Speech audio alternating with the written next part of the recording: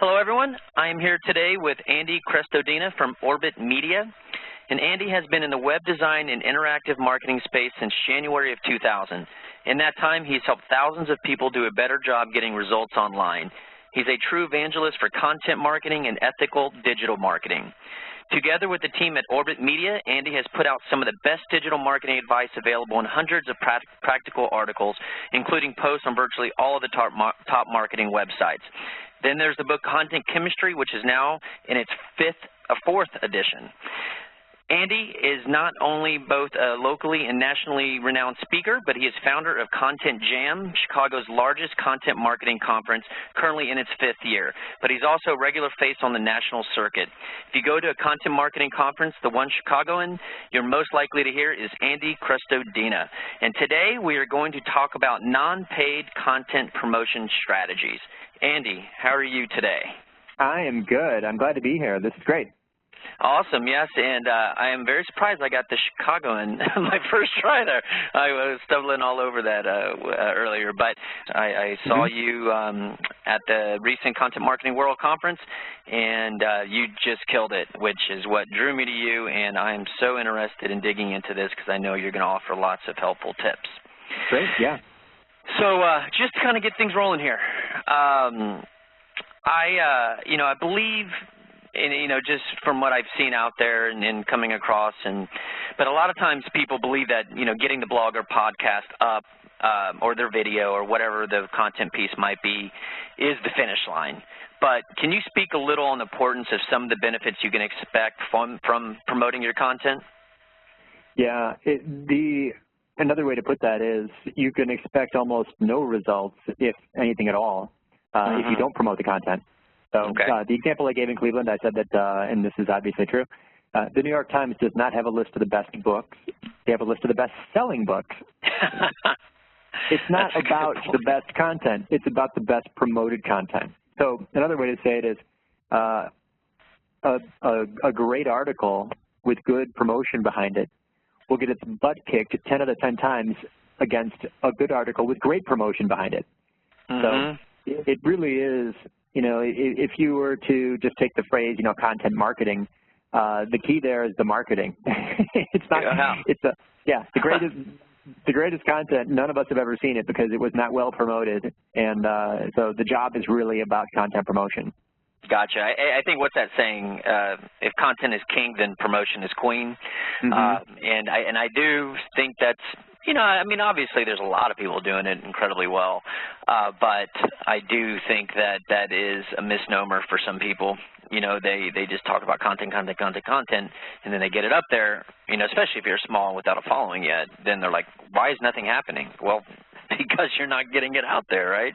Yeah. So, and today, again, there's all kinds of paid promotion strategy that we could talk about, but today we're going to be concentrating on the non-paid content promotion strategies. So, Andy, can you just kind of list out a couple of the best places to go about this, and then we'll start to dig into those individually as we go along here? Sure. So I'd like to keep it really simple, and if you're talking about non-paid and if you're talking about pure inbound or just content marketing, you're basically promoting content through 3 main channels. Search, as in organic search engine optimization, social media, and email marketing.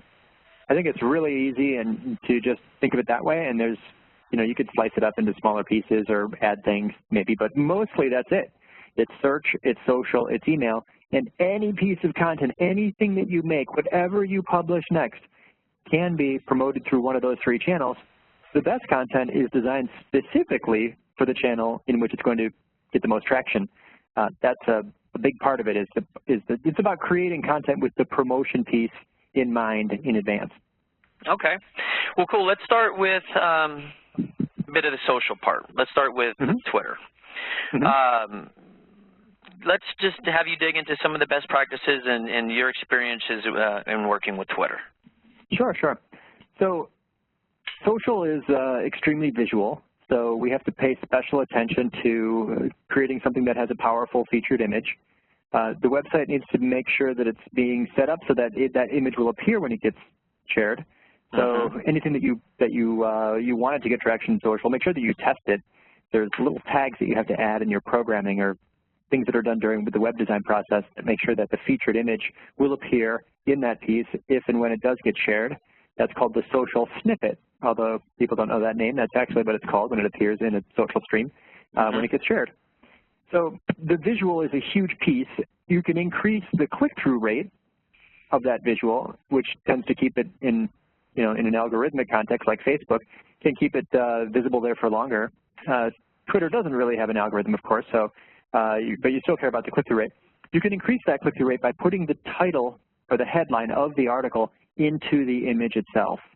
Okay. So if the image is just a picture, then that's less likely to get clicked and shared than it is a picture with the text overlaid. The headline is built into the image, in the pixels of the image. That helps. Faces help. And also just content that is designed, like visual type content. Is there a diagram in it? That's going to help. So, again, content can be designed with promotion in mind, and so making content that's super visual helps. But really, one of the keys to understanding social is to realize this. Articles do not get shared. Articles have never been shared. The only thing that really gets shared is the headline. So social media, it's a war for attention, and social streams move so fast and they're so crowded. It really is headline best practices. So ask a question, trigger curiosity, use a number, use power words, use emotion, indicate very specific benefits. Use every trick you can in the headline authoring book. That's going to make a big difference when it comes to social media.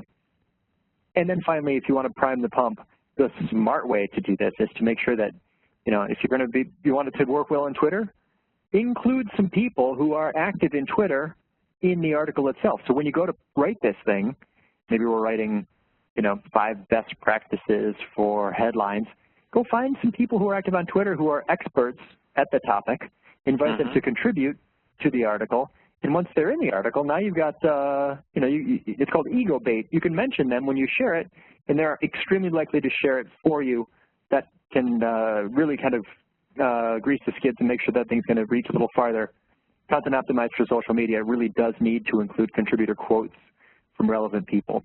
Yeah, best way to get reaching out to influencers is to scratch their backs, include them, write about them, tell them, and all you have to do is tag them, and that's what you're saying is, when you send out the tweet, say at so-and-so mentioned blah, blah, blah, and that way they'll see it. And can you clear something up for me real quick on this? There used to be that period in front of the at sign. Like if you put the period in front of there, it would show it to everybody, and if you just did the at, it would only go to that person. I heard that that no longer applied, but do you know if it does or not? Because I see people doing it both ways. And it's funny. I keep meaning to look it up, David. I'm honestly not positive, but I don't think that it's necessary anymore. Twitter made a bunch of changes recently, and I think that's gone now. But so yeah, if I'm going to tweet at somebody and only want them to see it, that there's no other way to go about that except for direct message now or DM now? Right. Twitter is a public forum. I mean, if you want to message someone so that only they would see it, you need to have them, you need to be, following each other mutually and send them a DM. I was wondering about that. I think so, yeah. Okay. Well, even before, even before when that was part of it, other people could still see it. They just had to, but it would only appear in their streams if they followed both of you. Both of you, yeah, I gotcha. Okay, yeah, that was just a random question. Now as far as Twitter, timing, do you have any advice there? Any posting late, early, certain times? What do you have to say there? 2 schools of thought. One is to share when your audience is most active. The other is to share when your competitors are inactive. So if you put your own account into a tool like Follower Wonk, it will show you when you're followerwonk.com. It will show you when your audience is active, and you can make sure to share during those hours. For a lot of people, it's like 11 o'clock Central because that's lunch in New York and breakfast in LA. The problem with that is that it's also the most competitive time. So it's certainly worth trying, sharing at all hours, sharing in the wee hours of the night. But a lot of the people who are extremely active in these channels would say, it doesn't matter when. You should be sharing all the time anyway. A guy like Jeff Boulis, he shares every 15 minutes. So to him, the question's ridiculous. So I would encourage people to go beyond their comfort zone when it comes to frequency in these fast-moving streams where there's a lot of activity. But one final tip there, really, it's probably smart to share just before or just after the hour. So many people are using scheduling tools and automation tools, and they're going to be like a million things that get shared right at 11 Central. Why not share at 10:58 or at 11:04? You're less likely to get smushed in there in the middle with everyone else who's all piling up on the hour. Very cool. Now, I actually was going to ask you about this, and you kind of mentioned it a little bit, but you know, how many times should you tweet out the same article? I think you're right. I think a lot of people don't realize, you know, social media is great. You got to do it. You know, it's important. It's paramount. But at the same time, very teeny tiny percentage of people who even follow you or even out there will see your tweet just because of the streams going so fast. And I think a lot of people are like, well, I already did that. I already posted that. I already tweeted that. How many times do you think you could tweet the same article? I mean, is there too much, you know, even? People who have tested this really have trouble finding a ceiling. You know, it's like how much is too much? You might think that it is way too much, and if you were in the audience, you'd be bored and you'd be tired and you'd unfollow. But people who say this have never really tried sharing enough that it could actually make someone uncomfortable on the other end. It's just very unlikely. We all know that the Facebook organic reach is something like 1%. Twitter, same thing, right? If you want everyone to see it, you should be sharing this thing dozens of times over weeks and months.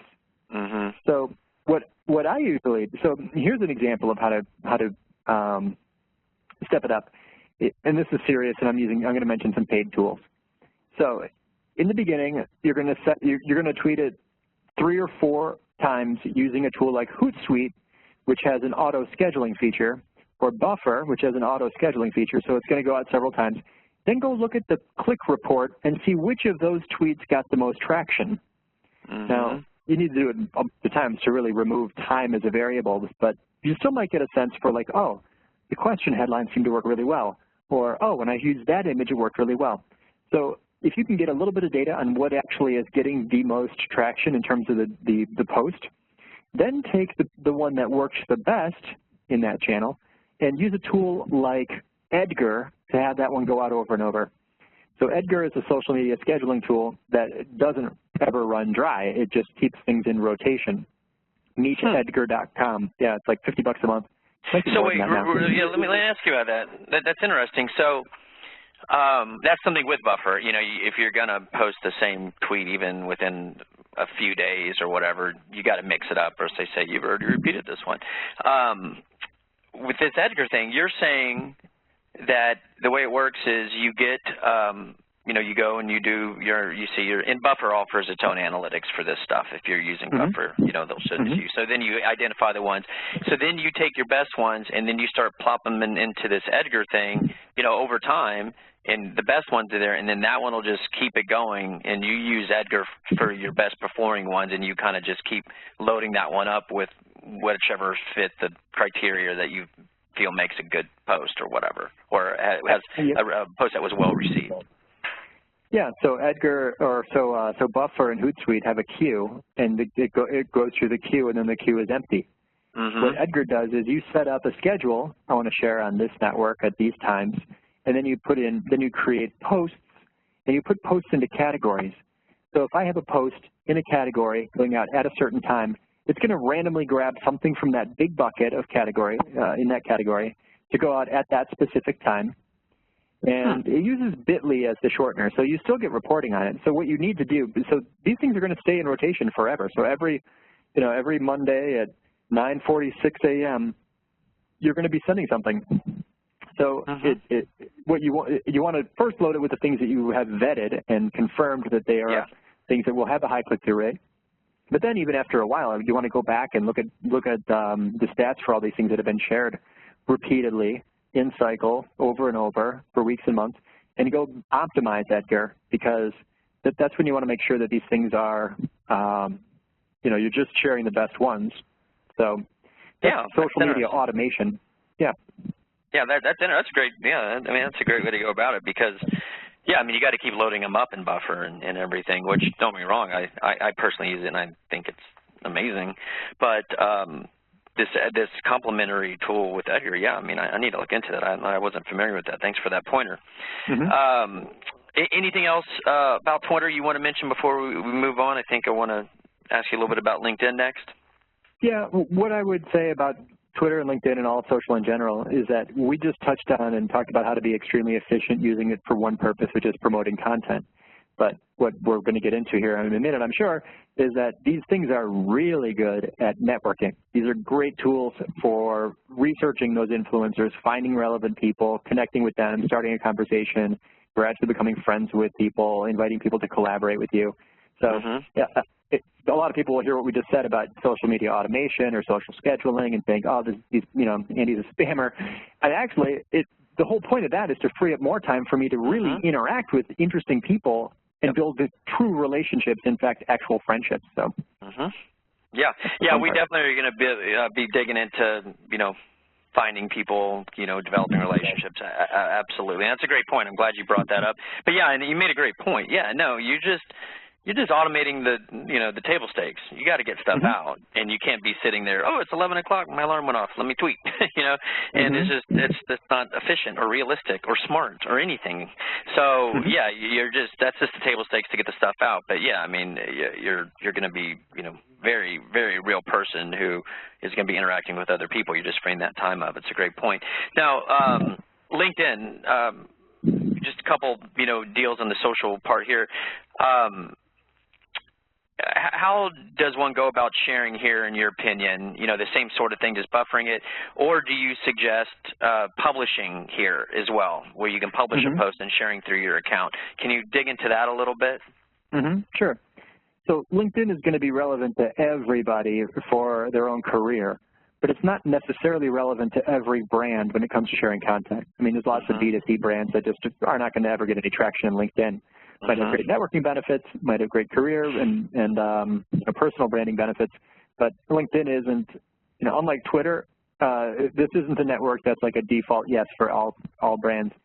If you are anything B2B, it's going to make sense, and for a lot of other companies in B2C as well. But yeah, so let's say that LinkedIn is a good idea, it makes sense, part of your strategy and worth investing in. Now, the things that you can share, obviously you mentioned there's two ways, is to post like an update, and then there's to publish a full-length article. The posting an update really isn't any different from the tools we mentioned, Buffer, Hootsuite, Edgar. These can all help. You really just with one extra click, you're going to be sharing on these networks as well, which is a smart thing to do. And you may find that your conversion rates are different. Check your analytics. Visitors may convert into newsletter subscribers at a higher or lower rate in one network over another. That will help you allocate resources and judge whether or not you should really be investing time into this network. Are those visitors taking action once they do visit? That's the ultimate goal, by the way. But yeah, when it comes down to it, we're going to be sharing stuff that we've, through content promotion, just sharing things that have gone live and you're trying to drive traffic to them. The idea of posting an actual full-length article is also, is something that you can do anytime, anywhere, just by publishing that as your main piece. I don't recommend doing that for original content. I recommend putting stuff there after it's already been on your site for a while. It's a good place to republish, also known as syndicate. So what I recommend is that you let that original article run its course on your site, and you've worked hard to promote it, and you're seeing the tail drop off, for traffic. Might be a month later, could be a couple weeks, could be a couple months. Just basically copy and paste your existing articles and put them into LinkedIn and publishing them there. Now, when you do that, I would recommend that you first look at that thing and make sure that it's relevant to a broad business audience, because no point in publishing without the audience in mind, and that business audience on LinkedIn is going to be pretty general. The second thing is make sure you link back to the original, telling people that the original appeared on your site, because after all, you do still want to drive traffic. But there's absolutely no downside to syndicating old content on LinkedIn. I highly recommend it. Okay, and submitting to other groups, tagging people, can you just touch on that real quick, because I think those are a couple important pieces of it as well. Yeah, just do a search for your topics in LinkedIn, for your industry in LinkedIn, find groups. Look at those groups. Those groups people are going to be talking to each other, answering questions, promoting articles. Make some friends, interact. This is where you want to be personal. And if there's someone who asked a question that is relevant to something you published, start a conversation with them, and on the second or third interaction, you can share the link to your article. So investing in groups and being part of a community is hugely valuable. So dumping links there isn't step one, but it's totally legit and a smart way to promote your content after you've already made a couple friends there and built up some goodwill and reciprocity. Gotcha. Gotcha. Cool. Now, Google+, is it worth the time? Any benefits there at all? I think there's still like 100 million or more users on Google+, which everyone calls it a failed network because everyone has high expectations of Google, but you will still find a lot of interaction, a lot of traction in niche groups in Google+. Don't write it off, especially if it's not that much more work. Let's say you're doing content promotion, or you have a marketing coordinator, or you have a virtual assistant that does these things for you. Yeah, just add it to your regular checklist of how you promote your content. Why not? There's still massive amounts of people there. Just because it's not as active as some other networks, it's still much more active than certain niche groups. I wouldn't write it off. I haven't been active there myself lately, but I plan to go back. It's not irrelevant. Okay. And when you say active in groups, I mean, you just like posting it, scheduling it, as you're sending out your other content, or is there more there? You mentioned groups. Can you talk about that? Like how would you share with groups on Google+ there? Well, they're communities, and you can join communities and be active within communities. Okay. Just like LinkedIn groups. It's really no different. So there's very similar to that. I'm part of a Google+ group for authors. There's lots of these out there, and then it's not about the network. It's about the people that you find through the network. So even if and you don't have to stay in that network or build a big audience in there to get value. If you do believe in social media for networking and research, you can spend 10 minutes in Google+, use it like a phone book, find someone who's super relevant to you, someone who can help you a lot, and then start the conversation through email or on a different social network. Jump across the streams. Find someone interesting in Google+. If you're not going to be active there, look them up on LinkedIn. Gotcha. That's awesome.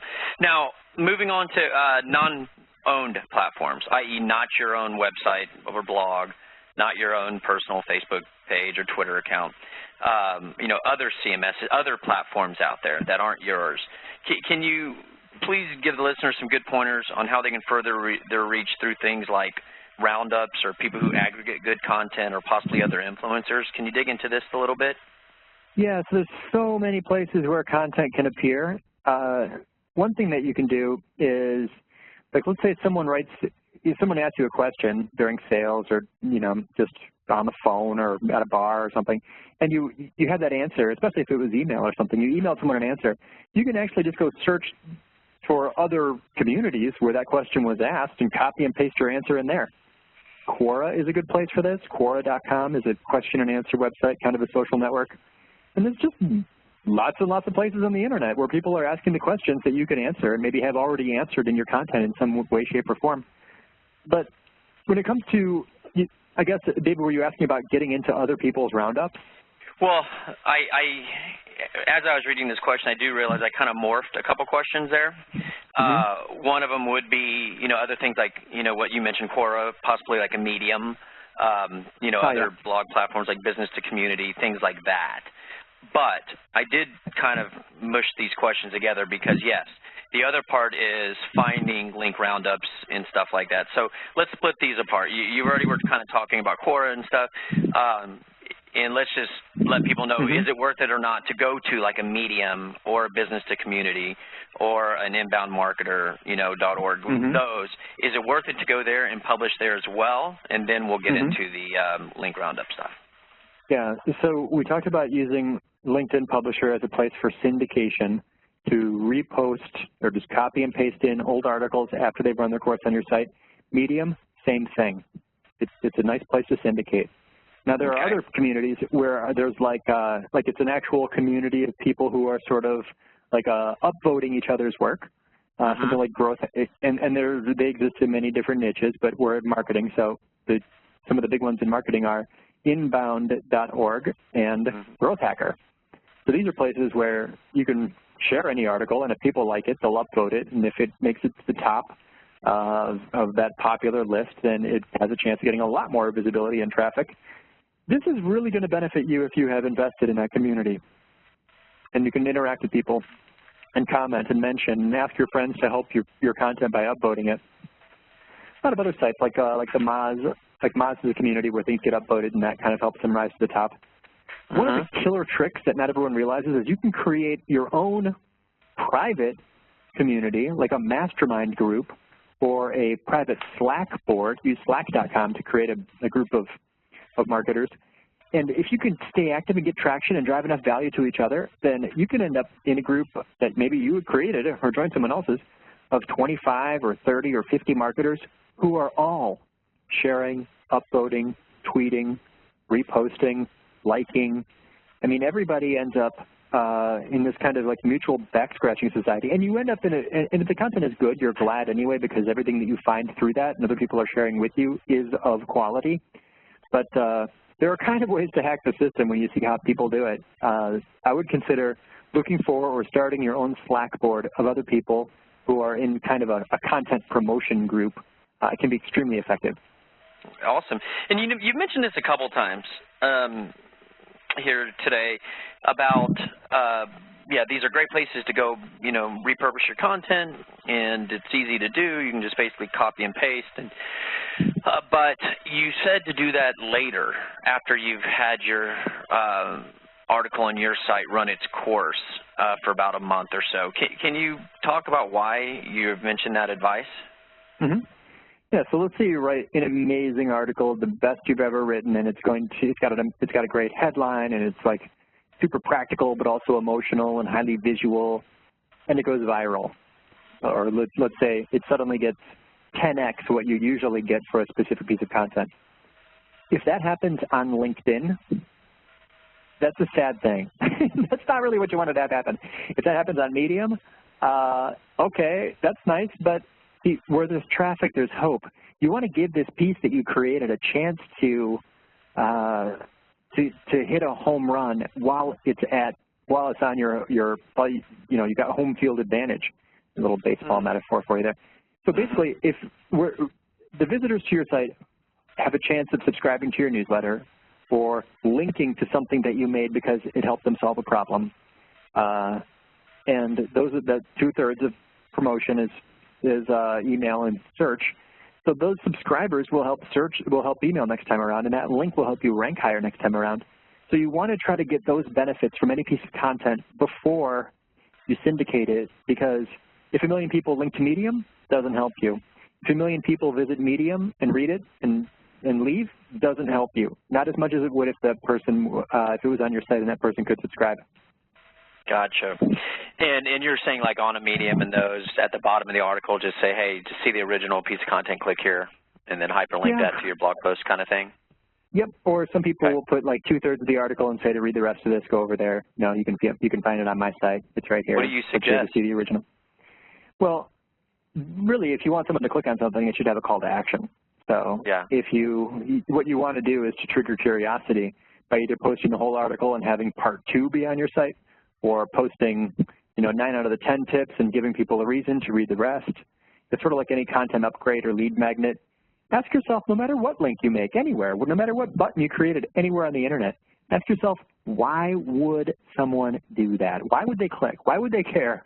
And unfortunately, too many marketers really just publish without even thinking of the point for the visitor, like why someone would do that. So yeah, I would recommend linking back to the original so at least someone can find you if they wanted to read more of your stuff. Ideally, you're doing it in a way that gives them a strong reason because you have indicated that there's a real benefit to the click. Gotcha. I'm making notes for myself here, Andy. Yeah, and that's a big mistake I've made. When we post a new post, I immediately start to go and syndicate it and just put it up everywhere.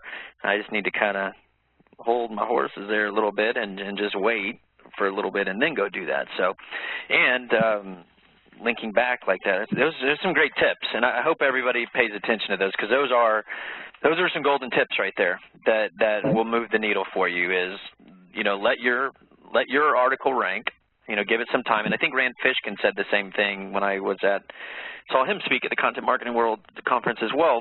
And he mentions that they post their video on their site first, and then 3 months later, or something down the road, then they go to YouTube and post it. And this is right along the same line of thought. So you have two experts saying to do this. So I am going to follow orders and do it, and everybody else should too. And then also to get some people to link back, you know, if you can find a way, a creative way that you're not just, you know, giving somebody nothing on these syndicated sites, but, you know, maybe leave the last third to read the rest of the article, click here. So that's a great pointers there, and those are needle movers. Yeah. Awesome. Okay. Yeah, makes a big difference. Yeah, absolutely. So now let's move on to link roundups. People who aggregate good content. I assume this is a reason we do this is to have them pick your stuff up and get link backs, which is very important with the whole marketing plan and SEO and search and everything. So can you talk a little bit about this, some best practices, some good advice, some good tips, and possibly, you know, any tools that might help with these efforts? So it's about collaborative content and roundups and being included in other people's roundups to get the SEO benefit and links back from other websites? It's a good question, and it's a big trick. So a lot of it has to do with the strength of the personal brand, because how does someone think of you? So let's say I'm writing an article about puppy training. Which puppy trainers are top of mind for me when I want to make my article a better article and share it with people who will help me get traction on social? Really, it's a networking trick. So ideally, you have positioned yourself and your personal brand as someone who is relevant on these topics and who knows a lot about, you know, whatever this thing is, you know, raising healthy dogs, something, whatever the topic is. So it may take a while before you have built up enough authority in that industry or category, but it's worth it. So what you can do to help trigger it is, as you talk to people, you can kind of end a lot of those communications with this little line that I write a lot, which is, hey, it was great to connect. If you would ever like to collaborate on anything at all, don't hesitate to reach out. It's just a way to tell people that you'd be open to being included in their content or including them in your content. That's really the goal, is to be very, very collaborative in your approach so that they're thinking of you when they write something, and you're thinking of them when you write something. So that's a big part of it. The next challenge is, after it does happen, is to write something that is so much better than they get from anyone else that they put you at the top of their roundup. That's step 2 in the trick. Now, finding these people, I know that there are some tools like BuzzSumo and stuff. Do you use those? Have you used those, or something similar to that helps you find people? Because yes, as you go along, I think you've made some great points is, hey, keep your eyes and ears open, make relationships when you come across people, you know, actually we just did a podcast with Ted Rubin a bit ago, and his big thing is R&R, return on relationships. So it's not just about, so it's, once you get the opportunity, don't let go, you know, make something happen out of it, and you're saying the same sort of thing. But to get the ball rolling for people who don't have a lot of, I'm not saying not to do that, you got to do what you just said, but to get the ball rolling, or even say you're like an agency like ourselves, and we're working with, you know, trying to do this part of, you know, the whole content marketing equation with, you know, developing relationships, and we don't really have them yet, but we do know that somebody is very versed and a super duper expert on, like, heart health, for instance. How would we go about finding and succeeding and getting the content that we're working with him on to get to, you know, heart health type sites? You know, what do you suggest? How would you go about that? Sure. So it's more of a challenge for the agency than for the brand marketer. Really, two kinds of marketers, right? There's brand marketers like me who are really just doing marketing for one specific company. And there's people like you who work with tons of clients. In my case, I've been networking for a long time, and when I write an article on a topic, I can almost always think of someone who would be relevant and reach out to them. But if you're working with a ton of companies and different companies, or you're new to that company, or the brand is young, then a tool like BuzzSumo can be very useful. But I wouldn't let that be the end of it, because that's going to skew toward Twitter. You're going to miss out on a lot of really influential people The ideal is to include people who are active in the network where you're going to be promoting the content. So BuzzSumo is kind of like, if you're active on Twitter and you want to find your audience there, then that could be great. I'm a huge BuzzSumo fan. I use the paid version. I recommend it all the time. But don't exclude other possible sources. Use every phone book you can get your hands on, Facebook, LinkedIn, Google+, any network, any group, any private group, any niche community, and build a list. So what a lot of people do is they screw up by trying to jump to the end in the first shot. It's like walking naked in a bar hoping to pick up a girl. That's never going to work. Never say never, Andy. Never say never. It wouldn't work for me. Maybe it's the lack of abs. I'm not sure. It's not. I think that tactic would fail in my case. But I like your attitude, David. That's a good point. Never say never. That's the right way to do it. Actually, if it's going to work for anyone, it's someone who believes that it's going to work. And you walk in like, "Yep, I'm naked. How about a beer?" Anyway, so going slow. I mean, if you really want to get the girl, get any girl you want, right? If you want to, you can really aim high and connect with super famous people, even celebrities or super influential people, or best-selling authors, or TV celebs, if you go slow enough. So what you want to do is just use those tools like BuzzSumo or Pick Your Poison to build the list, and then take every little step, inch by inch, gradually make yourself visible to them, connect them on multiple networks, comment on their blogs, favorite their stuff, like it, promote it, share, and gradually become known to them. So now when you connect on LinkedIn or Facebook or some reciprocal network, it's not weird, it's not creepy, they kind of know you. Just take weeks to do it. Build a list of 50 of these people and go very, very slow. And then when the day comes, right, because you took a couple weeks getting to know them a little bit, you know what they're thinking about, you subscribe to their newsletter and you've been reading their stuff, so Ted Rubin doesn't respond to random people. You probably built that relationship a bit first, right? You met him somewhere? I actually met him from one of the earlier things that you said to do. I published the post on LinkedIn, and, I shared it to the groups. Somebody saw it, suggested that he go check it out because it was a good post. It was about B2B marketing on Facebook, I think it was. He started commenting. I engaged, and one thing led to the next, and we ended up doing a podcast together. So. Brilliant. That's it exactly, David. Perfect. So there are tons of ways to get a tiny bit of visibility. Take it in stages. Go very slow. So, yeah, you're going to use BuzzSumo or something similar to build your list, but then gradually build up your relevance to these people. And that way, the day that you ask, Rand Fishkin or whoever you want to talk to be included in this roundup or this interview or this, offer a contributor quote, it's not weird at all. You know that it's working when you yourself get text messages from influencers that you know, love, and respect. That's friendship. When people have each other's cell phone numbers, they meet each other when they're in the same town. They know when you're legit friends. Like, I don't even need to explain it. You know their birthday. That's really the best part about marketing is those relationships. I mean, authentic, genuine, actual friendship. And let's back up a little bit of what you said. You said 50. Correct me if I'm wrong.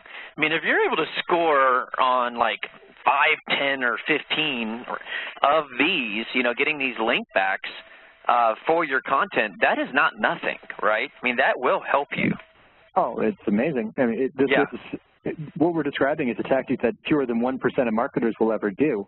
Yeah. And Google knows it. So even a little bit of love could go a long way. Yeah. But when I say 50, it's what you end up doing. So let's take Twitter. Let's take BuzzSumo and Twitter, and you build a list of these marketers or friends or influencers in whichever category. Now you're going to add them to a list, call it Radar or something like that. Now, when you go to Hootsuite, you can create a stream of just those people. So the Ted Rubins and the brands and whoever else all appear there. You can actually go, I mean, it should be dozens of people, right? Because you're going to take very small interactions with them over several weeks. You don't need to have, I mean, you're not going to put all your eggs in like one basket and like really just hope that this 1 or 2 people is going to interact with you. Yeah, that's a tactic I employed a couple years ago. I figured out. So let's just tell people what that means. you can create a stream. If you go into Twitter, you click on the little wheel thing. You click on that, and then you can make a list, like, you know, marketing experts or whatever, dog lovers, you know, content marketing experts, whatever you want to do. And then when you click on that, then you could check the box, and then in your Hootsuite or whatever, then you'll have a stream specifically of those people, so it filters out all the other people you're following so you don't miss it, and that gives you a chance to like their stuff, reshare their stuff, engage, all of that good stuff, which is the whole return on relationships, you know. You gotta do that stuff. Oh man, we're inching up to our time frame, and I have a lot more I want to talk with you about, Andy. I think we might need to do a part 2, starting with crossing the streams, and you know, seeing that that's kind of what we're talking about a little bit here. Let's end with crossing the streams, and then with the next one we'll pick up crossing the streams and start digging into content communities and getting more specific on that, because I'm looking at all this stuff I want to talk to you about, but we're also kind of inching up on the time here. So why don't we end with crossing the streams, and then we'll pick up from there on the next one. It's a great topic, and it's a great trick, and most people don't do it. So here's how it works. I want to connect with David. The guy's an expert. He's got a great podcast. I've wanted to be on it for years. I'm a fan, and I know that he knows 11 things I'd like to know, and I'd like to introduce him to my audience. And I wouldn't mind if he promoted my content, linked to me, shared me, mentioned me somewhere in his stuff. So David and I have been chatting on Twitter. He saw that I shared these things. He followed me back. I'm responding. He asked a question, I answered it, vice versa. It's not enough for me to connect with you in just that one place. So what you need, where a lot of people think social media is about building a large audience on one network, I want to build a social media presence where I connect to a few influencers on many networks. So rather than just stay talking to you on Twitter, which really wouldn't get me tons of visibility or love, now I move to LinkedIn, and I connect with you there. And now I move to maybe Facebook or some other network.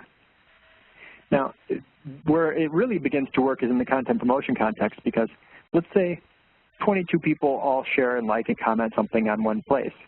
That's great, but it's not enough for me to really grow my network in multiple places. So what I'd rather do then is, instead of thanking them in that first network, I can go share that piece again on a different network and mention those people there. Nice. So the 22 people who retweeted it or who commented on the blog, I'm going to go to LinkedIn, share it on LinkedIn, and mention those people again in LinkedIn. Guess what happens? Boom. They're going to share it immediately. They're going to mention it immediately. They're going to comment because I know they read it. I know they liked it. I know they were fans already. So it's crossing the streams is both a networking and a content promotion trick, whereby you thank someone for an action in one network while sharing again in a second network. Gotcha. Yeah, you're just tying it together. I mean, I really like and it's funny, you just keep hearing this more and more and more, and it's really coming from the more of the techie side, the SEO side, you know, the smart, the technically smart people, like, you know, like yourself and people like Stefan Spencer and all these people who, you know, 6-7 years ago, they were probably talking links, you know, all these different ways you can go about it. And now they're all talking about content and relationships. And it's funny how this has all kind of come full circle, you know, and here's yet another person saying, hey, it's not all about, you know, the digital aspect of it all. It's about the relationship aspect, which turns into the digital aspect, or the digital benefits, I guess, is a better way to say that. And here's just another person saying that, so everyone understands, you know, there's not just a magic trick. Now, there are great things that you can do, and I'm going to ask Andy to let people learn how to follow from him, and I highly suggested specifically for on-page elements, of which, Andy, we're going to need to do a podcast on that as well. I have just recently read one of your articles, and I'm not just kissing your butt when I say it was really phenomenal, and like meat and potatoes, like really big takeaways.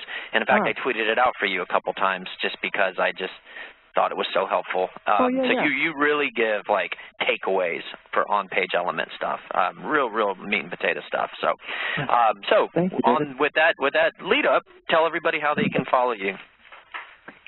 I am publishing my latest and greatest, as we mentioned. I'll publish everything first on my blog. I do occasionally syndicate on other platforms, but orbitmedia.com/blog.